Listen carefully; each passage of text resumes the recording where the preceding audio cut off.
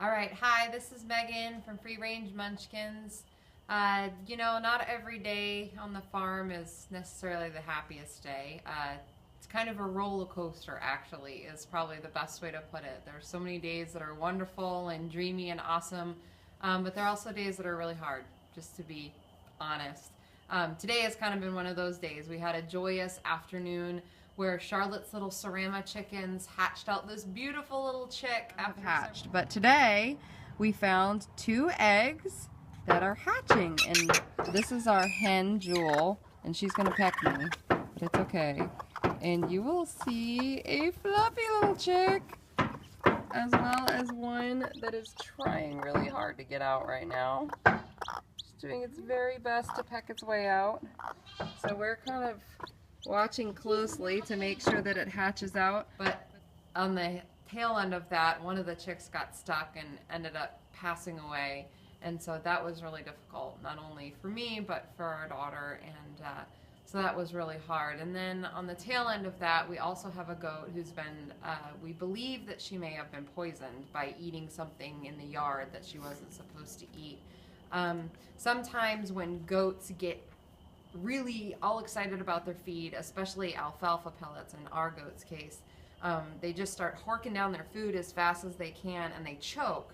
And so what they'll do is goats can't actually vomit, but they can kind of sling their cud. So they'll regurgitate up what they've already chewed, and then they sling it out of their mouth. They, throw their heads back and forth, and it just starts going everywhere, and it's green and frothy and nasty. And so poor Susan here, we saw her displaying those symptoms this morning. Our toddler had been out in the barn feeding the goats, and so I figured she had probably just gotten too happy about the extra alfalfa. But unfortunately, she's continued vomiting all day long in that sense of the slinging of cud. She's also had kind of a runny nose, like sometimes you do when we throw up. We kind of get that nasal discharge as well. However, she's not bloated, so we know that it's not frothy bloat. There's another condition in goats that can be called frothy bloat, and it's a rumen bacterial issue. And so she's not bloated, so that's clearly not it. So the only other option we really are pursuing at this point is that she must have eaten something that was poison. Now what we are going to do, and what we have already done at least once, is we've created a cocktail of an antitoxin, if you will, for poison. So we wanted to share that with you tonight. It's just a combination of olive oil, cold, already brewed, cooled down black tea, as well as ground ginger and activated charcoal. Additionally, we put a supplement called Supernatural Silver in there, which will just help to calm the stomach as well. And so we just blended that all up. In addition, we did put some probios in there for the probiotic quality to help all that disruption of the rumen from the cud slinging today. We just mixed it into a slurry, put it in a drench gun. If you don't have a drench gun yet, you need to buy one. They're a wonderful tool to have. They're like $6 at Tractor Supply. It looks something like this. This one is about 30 milliliters, and you can unscrew it to clean it.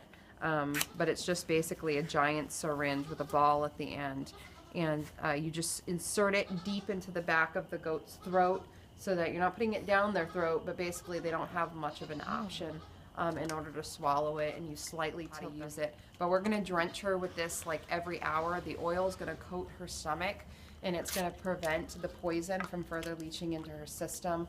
The ginger is going to be a calming agent, and then the tea is actually one of the antitoxins that's going to go in there and help. The probios is going to regenerate all of the probiotics that are in her stomach. Now, the only way, this has never happened before, and the only way that I was able to find this was through community. So I just have to stress that as you're homesteading, please reach out. Like, have forums and goat pages and homesteading pages and other friends that homestead and whatnot to glean from, because most likely you're not the first one that has gone through it. There's somebody out there that can help you figure it out. And so in this case, I'm a part of a page on Facebook called All About Dairy Goats Without the Drama. An amazing lady named Rosie Ramsey runs the page. She is an absolute gem, an absolute angel. She's forever answering my questions. We've been raising goats for 2 years, and I'm still learning, and she's been raising them for like 30 years, and she says she's still learning, so that makes me feel better.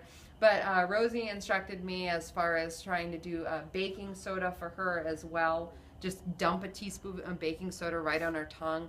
That also helps calm the stomach, and if it's a bloating issue, it'll help get the gas up and out.